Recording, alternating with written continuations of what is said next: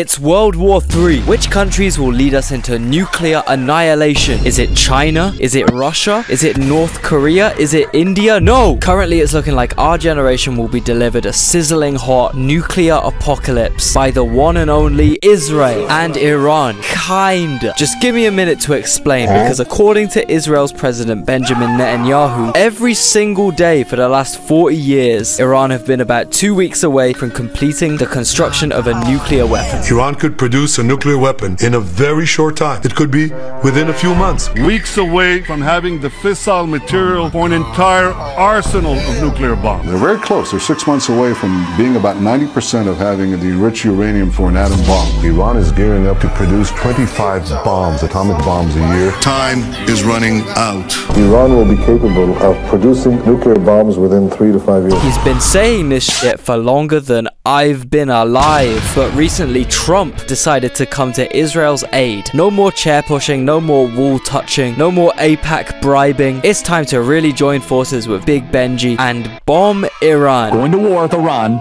would be a dreadful mistake, and that includes American military strikes on the interior of Iran. And you might say, Charlie, do you support or oppose this? I support President Trump. That's right, Trump without consulting anyone, by the way. Not Congress, not his own cabinet, which kind of makes sense. Have you seen the state of these fucking guys?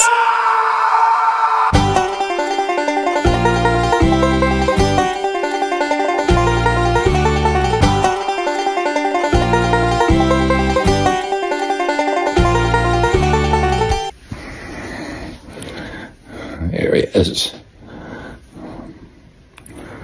On June 22nd, 2025, launched 6 missiles, striking 3 nuclear facilities across Iran, swiftly followed by his old classic terrorism celebration, posting AI slop.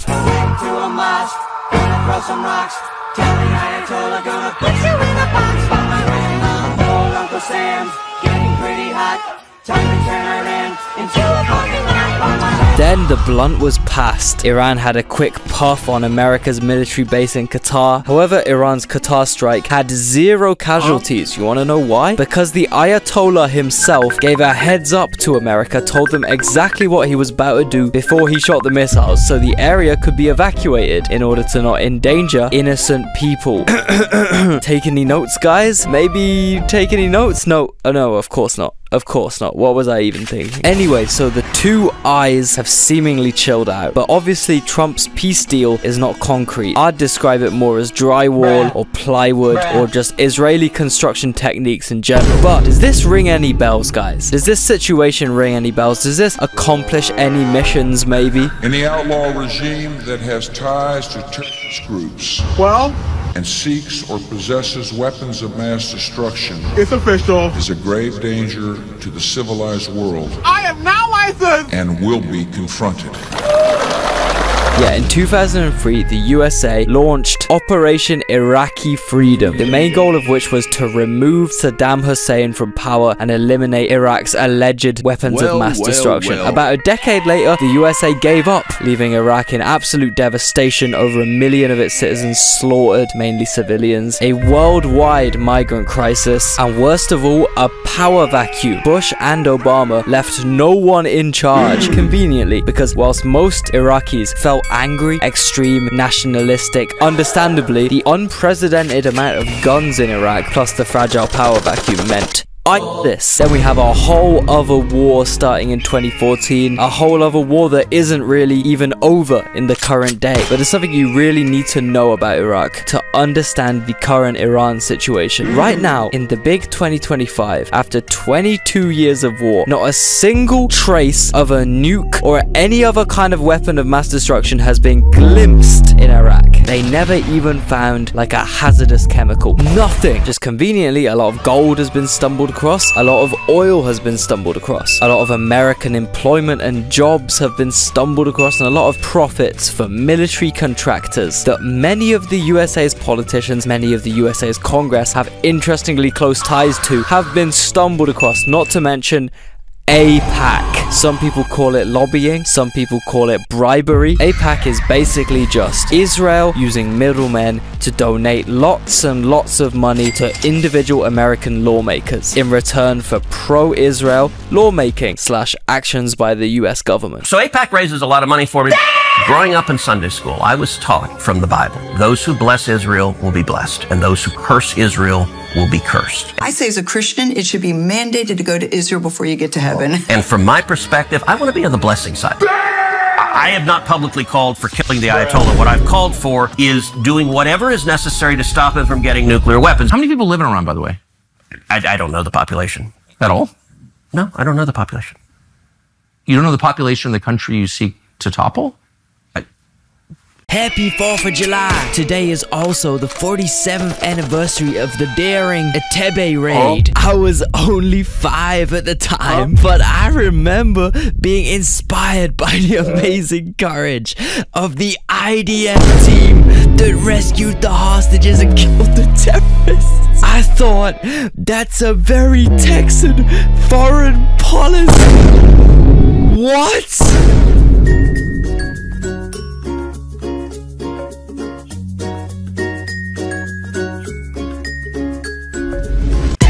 So heavy, yeah, she give me iron dome. When I finish, I'ma tell her, hey, pack your shit and go home. My Israeli plug got kosher, so I'm texting him shalom. So it probably wouldn't surprise you to know that Israel hated Saddam Hussein. Arguably, Netanyahu's testimony of fake evidence and lies in 2002 to the US Congress is really the key event which prompted America's Iraq war. This is a ruler who is rapidly expanding his arsenal of biological and chemical weapons. This is a dictator who has used these weapons of mass destruction against his subjects and his neighbors. But was it really ever about weapons of mass destruction? Because Netanyahu and Israelis in general were terrified of Saddam Hussein. His ideas of creating a centralized, big, powerful Arabic state where the resources would be owned by the country itself really wasn't Israel's idea of a cool neighbor, especially to extreme Zionists who believe in the concept of Greater Israel.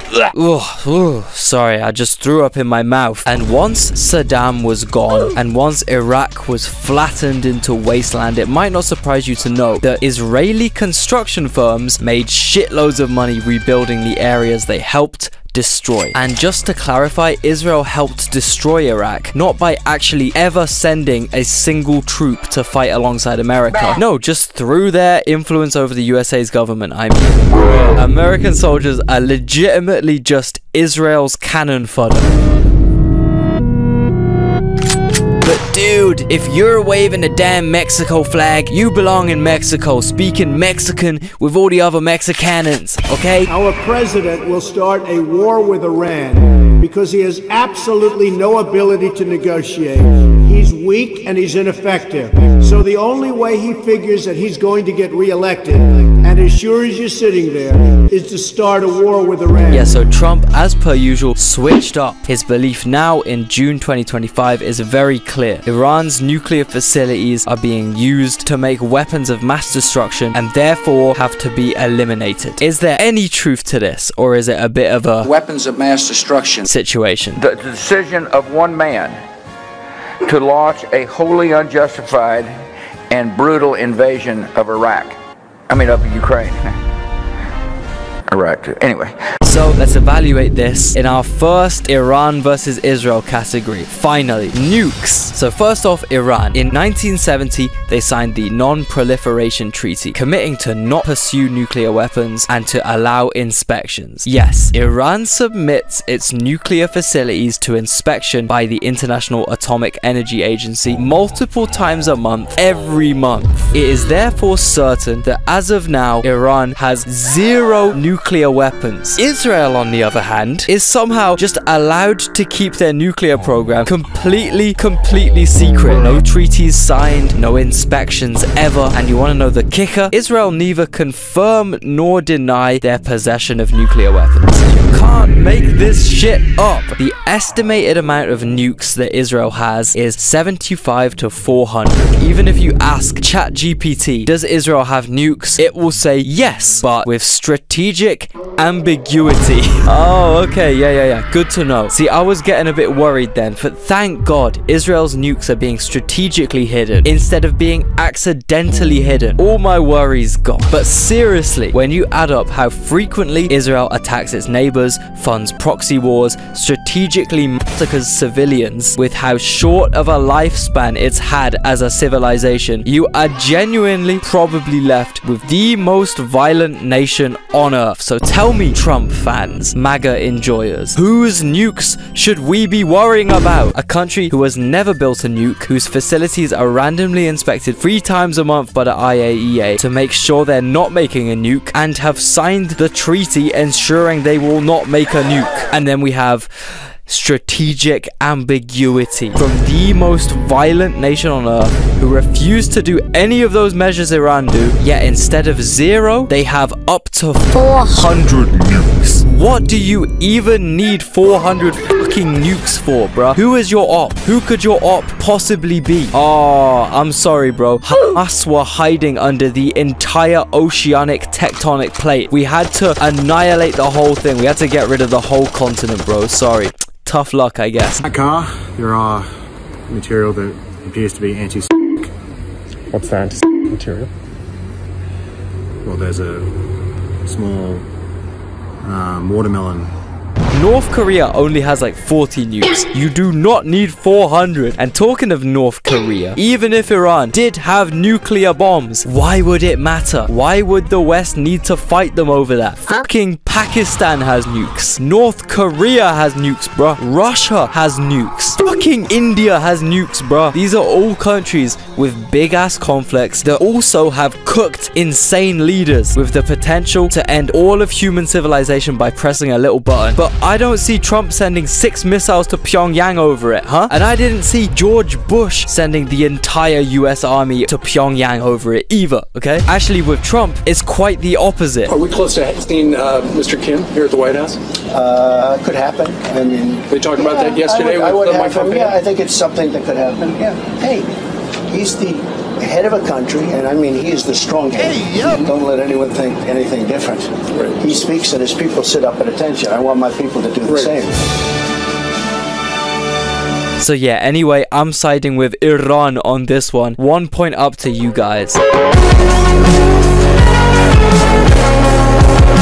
Alright guys, I got a quick little unofficial category next up, because I think both the eyes will draw on this one, so I'm just going to quickly go over it. Spies, spying, that's right, 10 out of 10. Whether we're talking Mossad or MOIS, both Iran and Israel are the goats at collecting intelligence on unsuspecting victims like you. That's what I'm talking about! That's why he's the GOAT! That's right. Did you really think you could get away with having a video like this in your internet history without getting your IP address raided by special forces? No way! But what if I told you right now you could just switch your IP address and prevent anyone from ever monitoring your internet activity from now onwards? All you need is CyberGhost VPN. I use this VPN myself, not even joking, every day. Thanks to these guys for helping me out and also sponsoring this video. But this should really be a no-brainer for you guys. I mean, just put some trust in the over 38 million loyal users worldwide that CyberGhost has, one of which being me, because even on incognito mode, your internet service provider, your school or work's IT department, your home Wi-Fi router, anyone with access can track what you do online. But with CyberGhost VPN, simply select one of their over 100 locations to encrypt and reroute all of your traffic through a foreign server. French Bosch, Le Bosch, Spanish Bosch, Il Bosch, German Bosch, Z Bosch, Greek Bosch, Yamas Bosch, Welsh Bosch, Boyle Bosch, Scottish Bosch, McBosch. This also means using CyberGhost unlocks geo-restricted games, content from over 40 streaming platforms, Netflix, Amazon Prime, Disney Plus, you name it. CyberGhost works on all devices and operating systems, Windows, Mac, Android, iOS, plus you can always protect up to 7 devices at the same time. Share it with your friends and family, you know? All this for $2.03 a month. Plus you get 4 months for free, which is 84% off. Yup, CyberGhost have given me a crazy deal deal for you guys. Please go sign up using that link in description. It really helps me out too. It would help me fund and make more videos like this in the future. And most importantly, there is a 45-day money-back guarantee, so you literally have nothing to lose, and CyberGhost would not be offering you that if their product was bad. So give it a shot. Let's move on to shawarma. Now personally, I like my shawarma meat marinated in yogurt and then served alongside yogurt. What can I say? I'm a dairy-oriented guy. I also like a proper flatbread, you know, when they toast it on the sides. You can't beat it. And unfortunately, due to Israel's strict kosher laws, yogurt goes nowhere near meat. And for some reason, these guys put their shawarma in pita breads. So Iran is taking the dub here by far. مرحبا وعليكم السلام ورحمة الله وبركاته. يا شيخ اليوم بالغلط وقعت تمي شاورما مع زيادة طحينية. نعم. وكمان قطعة تفاح وتقريبا 3 لتر مي. فمش عارف هل أكمل صيامي ولا أطعمني الله وسقاني. Hey Baba, what's up, man? What are you eating? What is this? Shamuta wrap. What's shamuta wrap? I don't know. That's what they call it. Shawarma ولا Oh, shawarma. My bad. I don't know. I think it's shamuta. I don't know. Shawarma But you know my English is different from yours. Same country, but I don't know. No shamuta wrap. No. Shawarma wrap. Shawarma, yeah. Okay, we got it now. From my experience, all regions and cultures of Iran have insanely good food. So yeah, thank you guys for this, man. Thank you to Israel, the inventor of all these foods I love. Actually, the inventor of every single food on earth. Where would I be without Israel, man? Well, skinny, that's for sure. What's your favorite Israeli food? Brisket. Gefilte fish. Israeli couscous. Soup ganiyot. Falafel. Matzo ball soup. Hummus. Schnitzel. Baba ganoush. Paula. Cucumbers, tomatoes, Israeli salad. Woo! Next category up we got is hospitality. Now look, Iranians are famously hospitable people. I've experienced this myself many a time. Whenever I go get baklava from the Persian corner shop on my high street, Bossman always sorts me out with a free sample every time. Unfortunately though, most of the time all I can taste is his Dior Sauvage penetrating every molecule of air in the premises. And then, I don't know, I'd like to give Israel the benefit of the doubt here, but I've seen so much footage come out of Tel Aviv recently when Iran's missiles were breaking through the Iron Dome of foreigners or just people of foreign nationality being denied entry to bomb shelters in the city. It's like a Berlin techno club, bro, because if you're not white and Israeli and a chosen person, you're not coming in. Everyone else is just at the mercy of the Ayatollah's projectiles.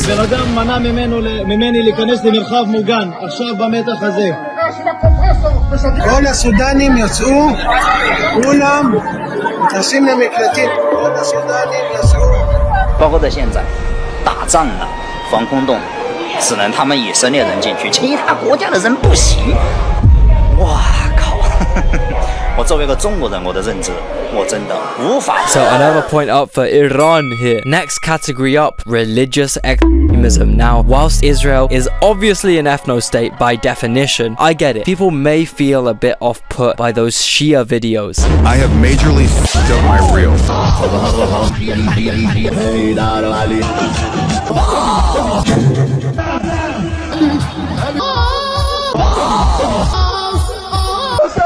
I understand. You probably a Shia, innit? You probably a Shia, innit? They're all kuffar.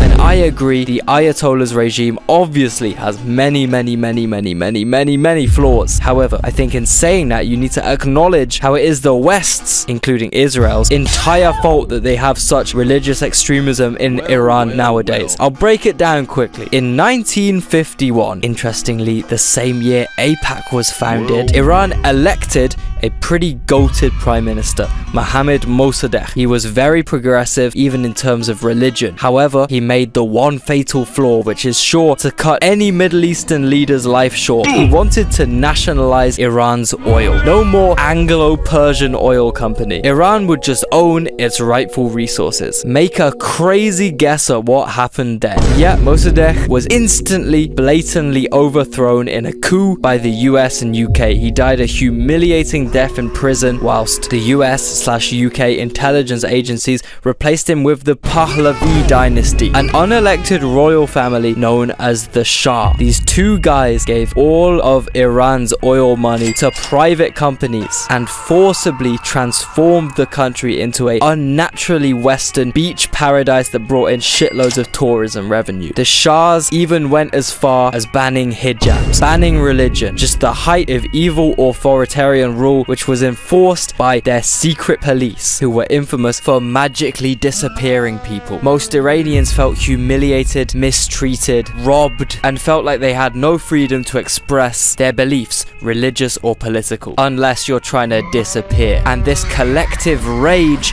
led to the 1979 Islamic Revolution, and the Ayatollahs have ruled ever since. So what I'm saying is, the problems everyone in the West has with Iran, all these problems were caused by the West. If we just didn't overthrow Mossadegh, Iran would almost definitely be moderate, if not progressive, if not just a very normal country. And before anyone says, well dude, that was all just the UK and USA, how is it Israel's fault? Firstly, Mossadegh was overthrown by the British in 1953. Coincidentally, they literally made Israel 5 years before that. So I think you can realistically just put all the Anglo-Middle Eastern events in that time frame in the same basket, Israeli foreign policy. More importantly though, Israel played a massive role in making the Shah's regime more and more cooked till the country boiled over. Get it? I'm talking of course about the Islamic Revolution, where Iran chose hardline religion over secret police tearing off ladies' hijabs. Secret police that was literally trained by Israel and armed by Israel. Man, the Shah was really just like, yo, I gotta find the goats of evil to teach my army to be more evil, bro. Israel helped strengthen the Shah in this way because Reza's regime and Israel were bros. They were both pro-Western, anti-Islamic, and most importantly were both really involved in the selling of oil to private companies. So yeah, it wasn't just the UK and the US. Israel actually messed up quite a bit here as well. So I think Iran might be getting another point. That's what I'm thinking. Now for our final category, we've got quiffs.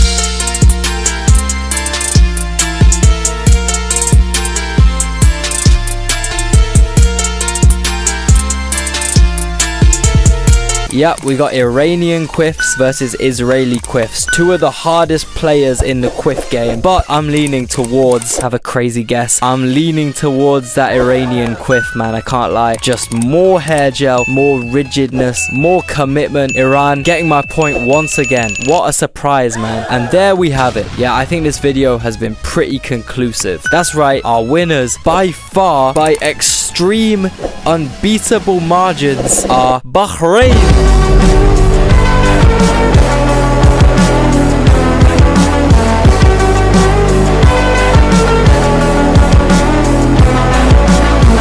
صباح الخير لي مهابي المثليين, bro. It's me. Wow, Mao. And did you know that I'm 100% Bahraini? That's it. I've got nothing else but Bahraini in me. And today I'm going to tell you why World War III will be won by Bahrain. Bahrain will take over the Middle East, inshallah. Inshallah. Inshallah. And I've got a start recording. I've got a little, all right. Why Bahrain is going to rise to the top and dominate the Middle East in World War III. Okay, let's begin. They was not paying me for this shit. Number 7, the F1, right? We've got the F1. This gives us amazing technological capabilities. We can drive anywhere. Number 6, lacks alcohol consumption. This is gonna give our soldiers the mental clarity, to beat any other soldier on the battlefield. All the other soldiers in the area, they're gonna be like, I can't kill someone. God told me not to. But Bahrainis, because we're the Sin City of the Middle East, we're the Las Vegas of the Middle East, they're just gonna think, I'm going to hell! Number 5, the Pearl Divers. The Pearl Divers, they can hold their breath for a really long time. This is gonna give us an advantage on the battlefield. It gives us an advantage against chemical weapons, chemical gas, swimming, holding your breath contests. This is gonna wipe everyone else out of the water. Let me tell, out of the water, huh? I just thought of it. Number 4, we have all the weapons in the world. We've got like a bunch of military bases. All we gotta do is take them. Dude, no one's gonna stand a chance, low-key. We're just gonna take everything. We're gonna steal everything from these military bases, and then everything will be a piece of cake. Number 3, slaves.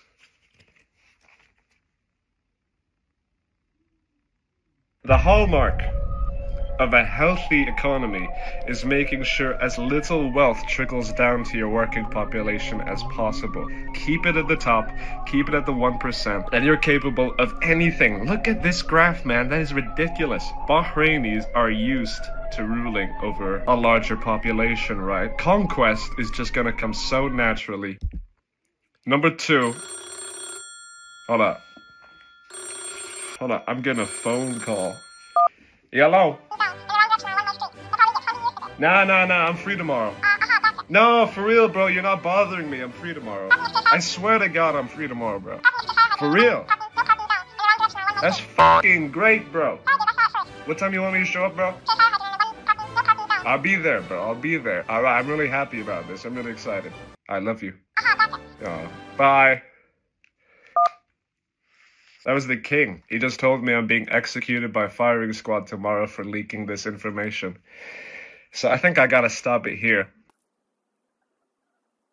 Alright, there we have it, guys. Let me know who you think really deserves the W here. Was it Bolivia? Did Bolivia deserve the win all along? Let me know. Unfortunately, though, saying unspeakable things like this on YouTube can have dire consequences. Getting assassinated by hitmen, or much, much worse, my video performs badly because I said the I word too many times. It's so hard being a YouTuber, man. So to stop this from happening, I'm gonna need some extra help from you below this video box right now. Interact with any of these buttons. Like, subscribe, comment, what the hell, even click the share button if you're feeling crazy. And I promise the algorithm will take it from there. It's gonna be putting in overtime for us. And if you're new here, I have a Patreon. If you sign up, you'll get your name right here on the screen right now, and you'll help fund my crippling shawarma addiction. And last but not least, don't forget to click that link in the description to get the special discount CyberGhost VPN is granting for our channel users. This app will protect your data whilst you browse and give you full access to all blocked content on the internet for just $2.03 a month only. Totally risk-free. Check it out, link in the description. And click on this video that you're seeing right now. It is a banger, I swear.